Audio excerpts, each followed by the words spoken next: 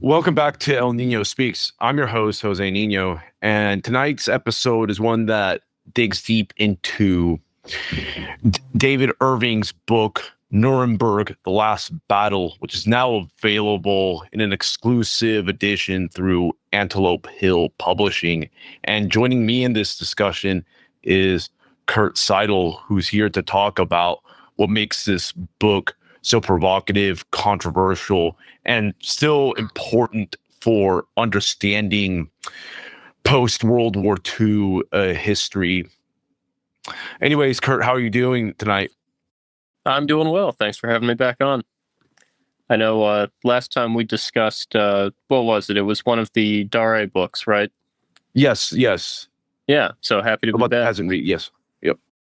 Well, yeah, let's start here because one thing that is kind of ironic that I've noticed in observing politics, the political class, especially pundits and academia, they always talk about World War II, whether it's like the Holocaust and the Nuremberg trials and all of this. But among the general public, there is this kind of interesting disconnect where, because of the distant nature of World War II and the present times, these events, they kind of get memory hold amongst the general population, but then you have the court historians and the media organs that make sure to try to remind people of this. But nevertheless, it does seem that there is an opening now for alternative histories to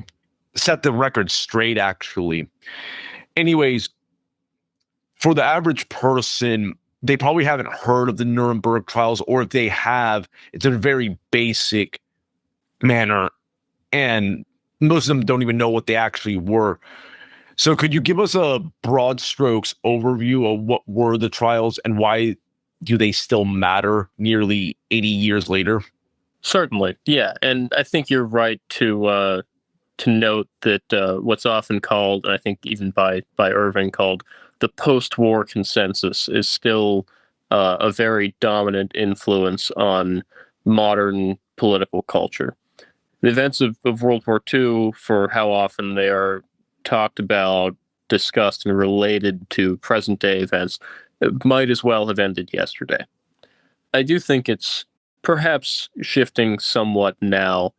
I was a kid who grew up with the History Channel on all the time, so I'm sure I knew what the Nuremberg trials were from the time I was a very young man. But I recognize that might not be as true of people today with the end of the dominance of like network television and that sort of thing, which is more now geared towards people whose parents might have served in the war. Anyways, the Nuremberg trials, they really grow out of a post-war desire on one part to punish the Germans, of course, and to a lesser extent the other Axis powers, but primarily, and Irving goes into the reasons why exactly and how this transpired, but a desire to lay the foundations of a new international law and international consensus that would sort of gradually morph over time into institutions like the UN, The Hague, those sorts of things. So when they were convened, the Nuremberg trials, and there were several distinct trials, some focused on military personnel, others on party officials, that sort of thing. It was a really novel thing. There was not much in the way of past precedent that the judges and prosecutors could call upon. They were quite aware, even themselves, that they were violating a longstanding tenet of at least Anglo-American common law against retroactive application of criminal penalties. The things that they were charging the defendants with in these cases, things like conspiracy to launch a war of aggression, these didn't exist in international law prior to the convening of these trials. And when you look at the impact that has had, look at, for example, the trials in more recent memory of war criminals from the former Yugoslavia. things of that nature. That's all the precedent that was set by the Nuremberg trials, and so we're still very much living in the international environment that were created by the Nuremberg trials. What would you say makes Irving's work in this case stand apart from the court historian narrative of the trials? What's Irving's core argument, and why did he call it the last battle between the Axis and Allied powers? Well, I'm not sure I would be able to put it very succinctly what his sort of thesis is. I think he's taking a critical examination of it, and a number of different themes jump out. Of course, part of it is that he's sort of examining what the reasons were for convening this sort of novel political tribunal. And on that note, it's interesting, he points out, deriving from the notes and memoirs and diaries of the key personnel, most of them basically knew it was a foregone conclusion that they were going to hang a lot of the people that the political head honchos wanted to hang. There was no question about it. There was no question about the fact that it was ultimately Victor's justice. There was no question about the fact that many of the people who would go on to be hanged, well, charged, convicted, and then hanged for these new crimes, that members of the Allied powers had committed many of the same acts and would not be charged. They were all very much aware of this. Some of them, it weighed on their consciences a little bit more than others, but really the debate was between just kill them now, take them out back and shoot them, basically with a summary firing squad, because we know that they're guilty, and give them a trial first, then take them out back and hang them, because we know that they're guilty anyways. And the real reason for doing it was to set up this kind of this new system of international law, the whole idea of crimes against humanity, of assigning criminal liability for so-called wars of aggression that went totally against the previous status of warfare in terms of legality and criminality. And that was especially the motivation of Justice Jackson, who's sort of the protagonist of the story, or of the narrative, portrayed a bit more sympathetically, and I think for good reason, whereas he was sort of a little bit more high-minded, where many of his colleagues were of the camp that simply wanted to commit to summary executions.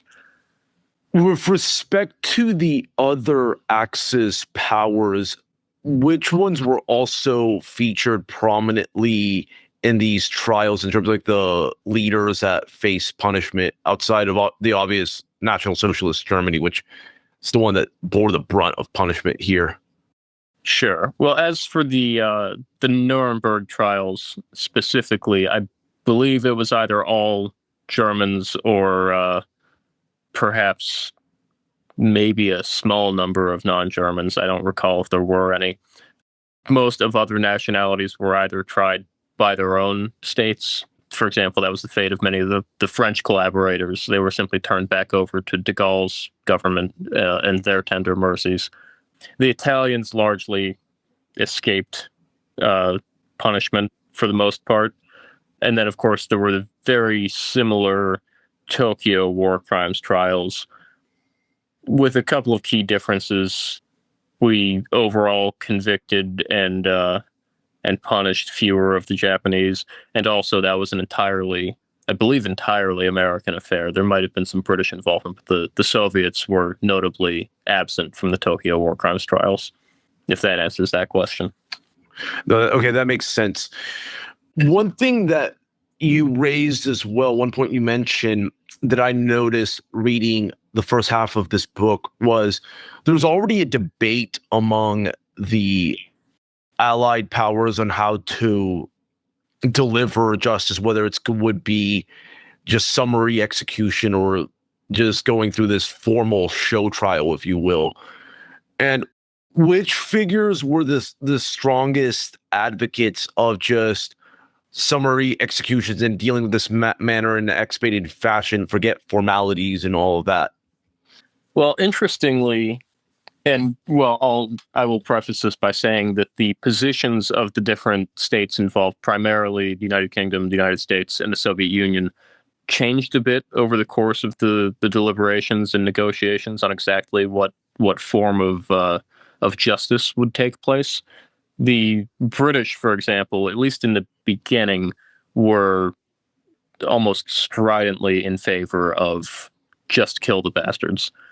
Some of that seems to have revolved around concerns that a trial would either make martyrs of the accused or would give them a sort of platform to sell their own narrative on what had happened.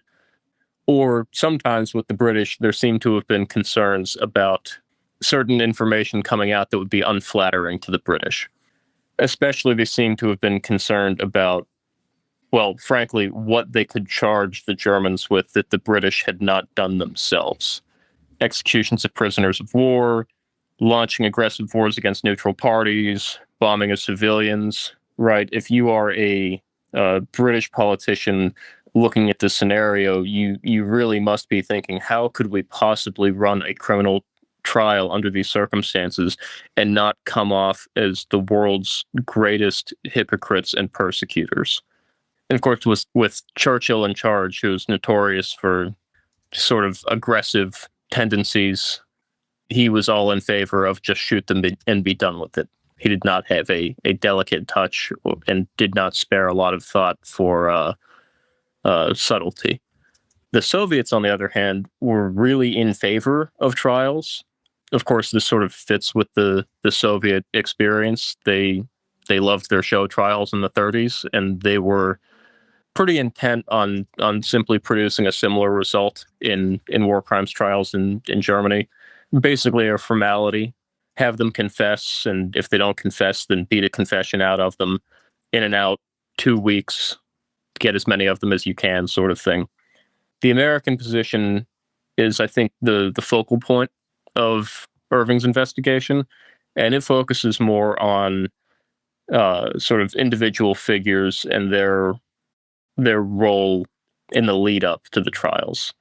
The American position on the trials, of course, was the dominant one.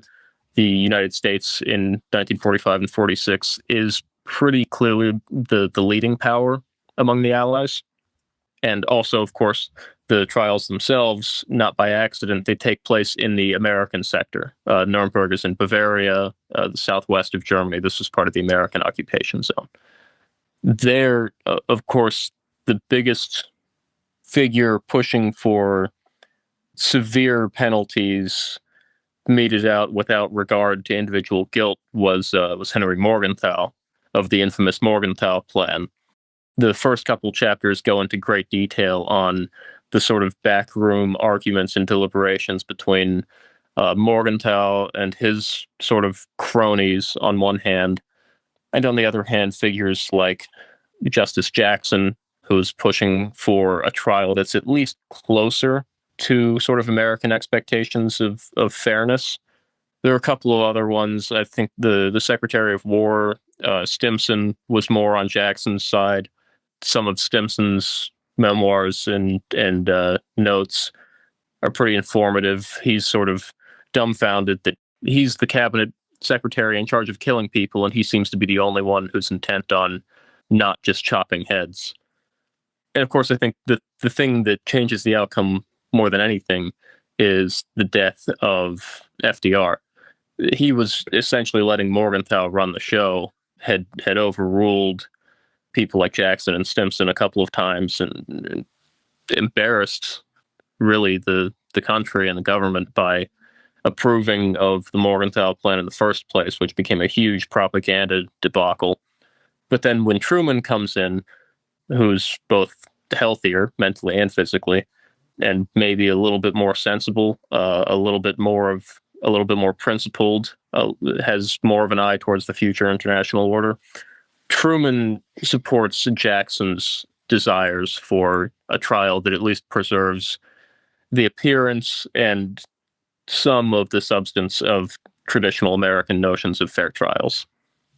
Outside of Morgenthau, who also pursued a maximalist like punishment type of goal towards Germany in the FDR Truman administrations. I think White, what was it? Harry Dexter White was another prominent one.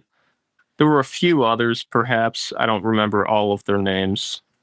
Cordell Hull, I think, came down on Morgenthau's side, but it was, and some of these people changed their tune, but Morgenthau was clearly sort of in charge, at least when FDR was in office.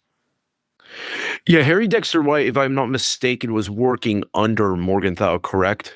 I believe so, yeah. I think he was some sort of undersecretary. And a Soviet spy also. Yes. That's actually the most important thing. Yeah, because I recently wrote a piece at the Barnes Review about him, and I figured that he would be one of like the most hawkish as far as the Nuremberg trials are concerned. And by contrast, who would you say were actually like the most like anti-Nuremberg trial people in the Truman administration? Well, I guess it depends on how you mean that. There were some who didn't agree with the principle of criminal liability for the acts of war at all.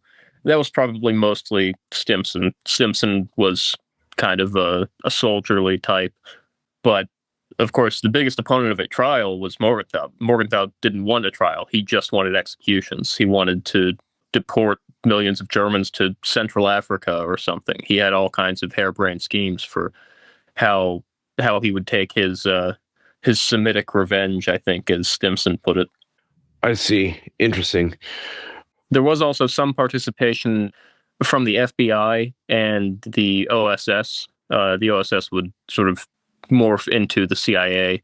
So a lot of figures that whose names will ring a bell, like Bill Donovan and Alan Dulles, other people like that, early figures in the OSS and the CIA. They were very supportive of Jackson's efforts. Not clear exactly why sometimes, but saw it as a good opportunity to carry out intelligence gathering, expand their activities in post-war Germany, perhaps.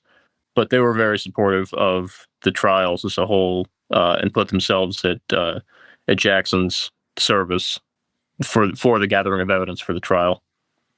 One thing that stuck out to me, well, I've already known this, but it's always good to have this reinforced through just scholarship and just rigorous evidence gathering, was that Irving claimed that the Allies were guilty of the same crimes that they charged the Germans with. And he generally points to the bombing of civilian populations, forced deportations, and aggressive war making.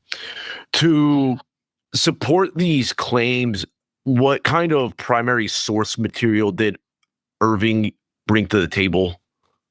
Well, there were a couple of interesting pieces of evidence that he proposed or brought forward in support of his points.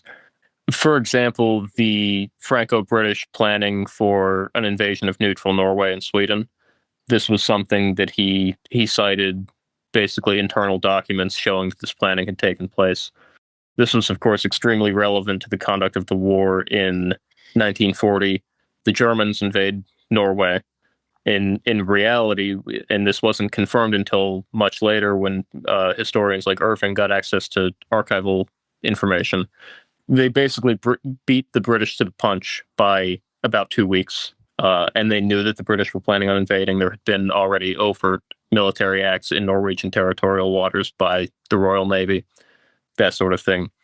So, and that simply goes to state that if the Germans were guilty of plotting aggressive wars, that is, wars against neutral powers or neutral states, then the British were equally as guilty. Also, other things, the invasion of Iran, of Madagascar and the French territories, which the British were not at war with. For example, the destruction of the French fleet at Mer el Kabir, that sort of thing.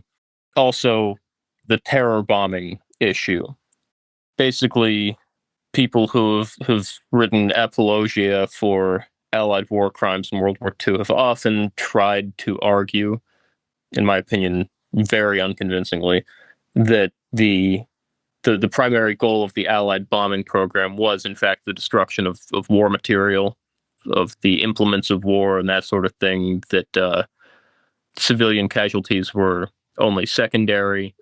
That argument, of course, has been completely blown away by any amount of real scholarship. Irving noted, interestingly, leaflets that were dropped in Japan, basically saying, we're going to keep burning civilians alive in your cities until you surrender. So you should really hurry up and surrender. So, these are official leaflets. They were printed, they were distributed, they were sent out. It's an acknowledgement that they were, in fact, conducting terror bombing. That, of course, is only one small piece of evidence in a giant mountain of historical records showing that terror bombing, killing civilians, was indeed the entire point of the Allied bombing program. Let's talk about the new edition of this book. Why did Antelope Hill decide to publish this new edition, and what makes this version of Nuremberg: The Last Battle special? Sure. So I think the last edition was published, looks like 1996. So there was a little bit of updating to do, just sort of make it look better, clean up some formatting. It was just sort of in need of a new printing. There were some additions, not to the scale of like some of our other projects, like our new edition of Culture of Critique added like at least 100 pages. I don't remember exactly how much, but it was a significant increase. This one is more of a smaller update. It's really just producing a better version. We also wanted to do a hardcover for it. We're very pleased with how it turned out. So that was mostly the motivation. Also somewhat of a proof of concept. We're interested in working further with David Irving. And so we wanted to get out a really nice edition of one of his better known works that hasn't had a facelift in a while. The publication of this book, the original publication, did it coincide with the many legal issues that Irving faced for his scholarship that challenged the conventional World War II narrative? That's a good question, and I'm not sure that I have a great answer for you. If I understand by your question to be asking whether this work was sort of a proximate cause of those legal troubles, I don't believe so. But I would have to ask him because I'm not as intimately familiar with those legal proceedings as I could be. Yeah. When this book was first published, was it well received in the historical community, or was it panned immediately? That would be before my time, but I believe this is one of his earlier works, and I think that probably puts it prior to when he started taking, or perhaps it's not. I'm really not sure. I would have been very, very young when this was first published, so I'm not entirely sure.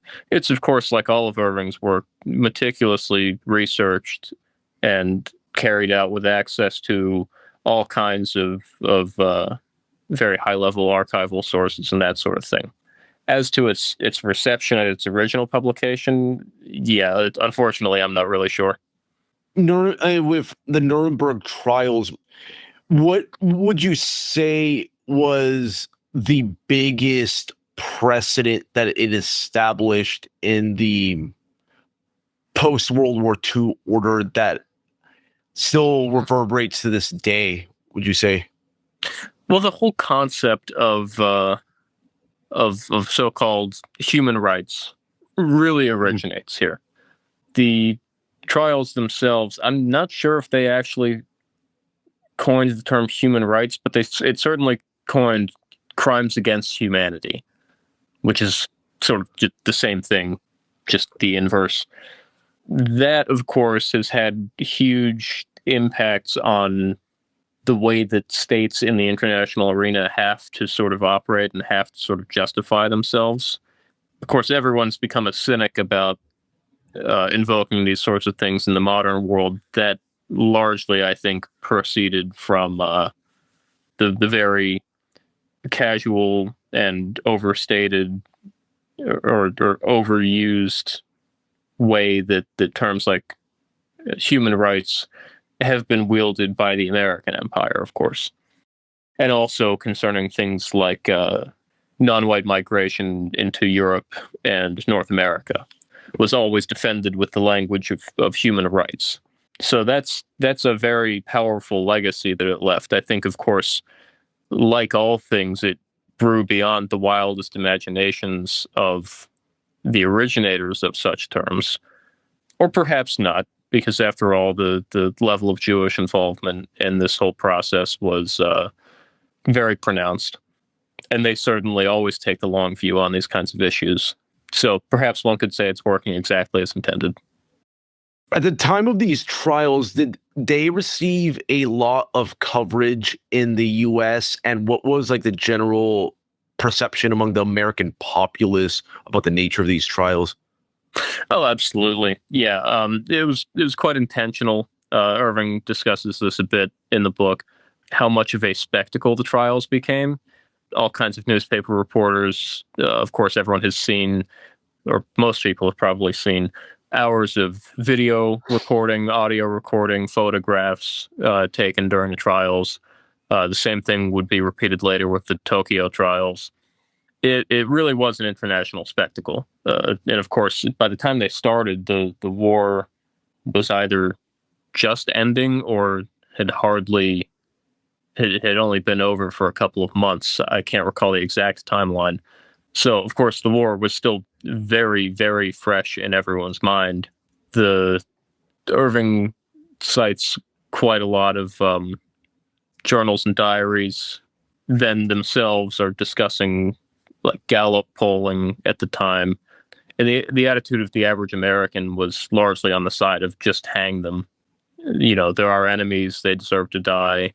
Of course, this is after years of intentional atrocity propaganda making all of these people out to be demons.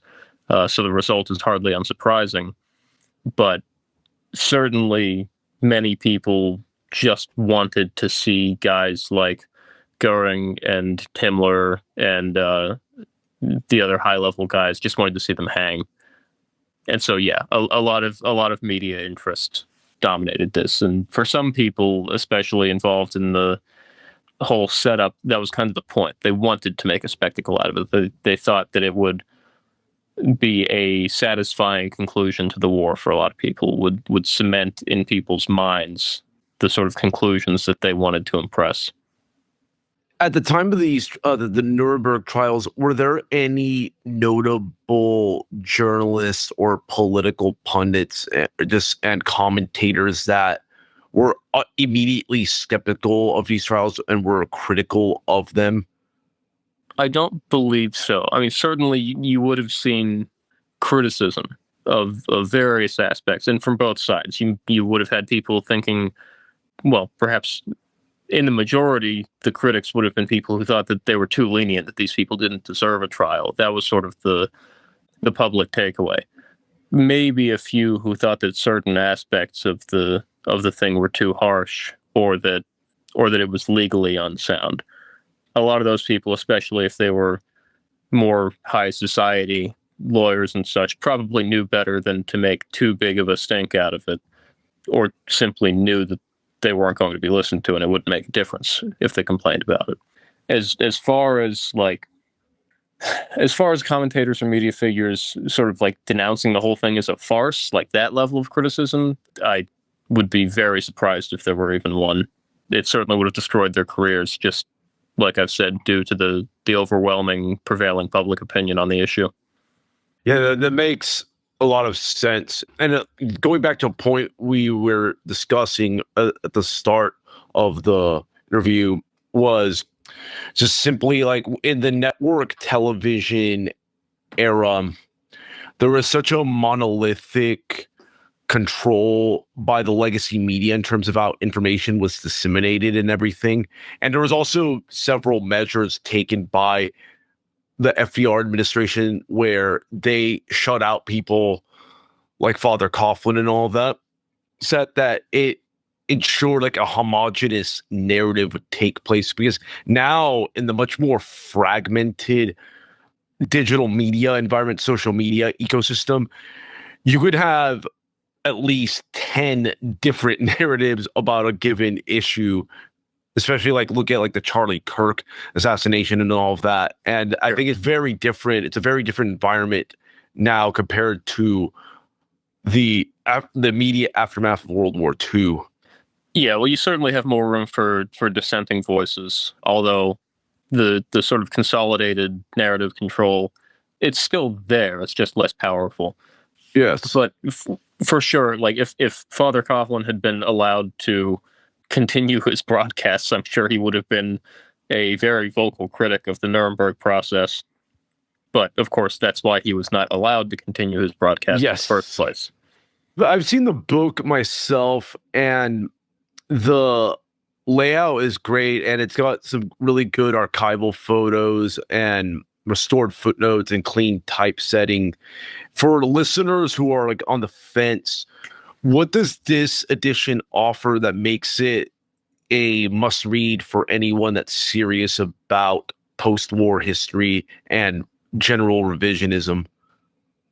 Sure. I think whether it's our edition or the older edition, it's absolutely a must read. Of course, I think our edition is the best one out there right now, certainly, and we're very happy with the glossy photo insert in the center. That's, if I'm not mistaken, that's actually our first time publishing a book that has that sort of glossy center insert that's common in more high production value history books. We were very happy with the way that turned out. But to answer the more general question about just its sort of importance overall, the book's importance overall, it's really key to understand how it came to be that Hitler, National Socialism, Germany became the sort of demons of the modern world, right?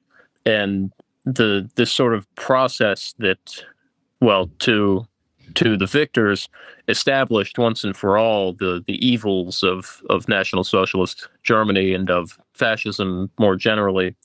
The book is a look into how the sausage was made, right? What was the actual process that they used to supposedly establish their guilt beyond a reasonable doubt?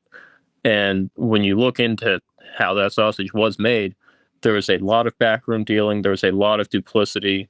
There are a lot of great lengths gone to sort of disguise the culpability of the Allies in war crimes. And of course, even to the extent of just some of the small anecdotes, right, about German civilians being shown atrocity propaganda films in which the U.S. Army PSYOPs department was actually splicing in images of the aftermath of Allied bombing raids on German cities, piles of corpses from the aftermath of the bombing of a Messerschmitt factory. There's an anecdote about one of those Messerschmitt workers identifying himself in a video that was supposedly taken at a concentration camp, right? That sort of thing. So Irving is delving into all of this. How did they gather the evidence? What did that evidence consist of? What sort of rights did the defendants have, or what ability did they have to rebut any of this evidence? The final takeaway is that you can't read through this and not understand that that these trials really established guilt for very little, and that their significance in the sort of cultural and political culture, especially of the sort of liberal world post 1945, is a castle built on sand. This is a great place to bookmark this discussion. But anyways, Kurt, where can people pick up Nuremberg, The Last Battle, and how can they support your work at Antelope Hill Publishing? Yeah, well, our website is antelopehillpublishing.com. We sell all of our books ourselves. There's no third-party intermediaries. You can order right from that website, and we'll ship it to you. Also, of course, if you go check out this book, also see what else we have to offer. We have not only historical books, we also have a line of original fiction novels by authors of today, the best authors of today, who can't get published in mainstream publishing anymore because they're white men largely, and of course right-wing white men. We do have Amazon sales. I'm not sure if this one got through on Amazon. About half the things we put up there get deplatformed, but they haven't wiped us off of there completely yet. So if you're an international customer, check that out. It's usually easier if you're international to get stuff through Amazon than through us directly.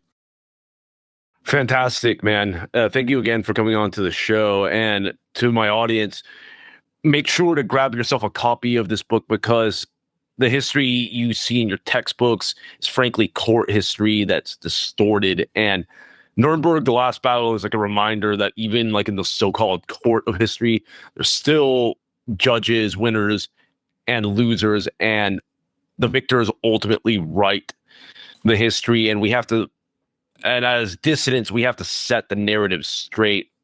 Anywho, thank you for all for tuning in. And with that, El Nino has spoken.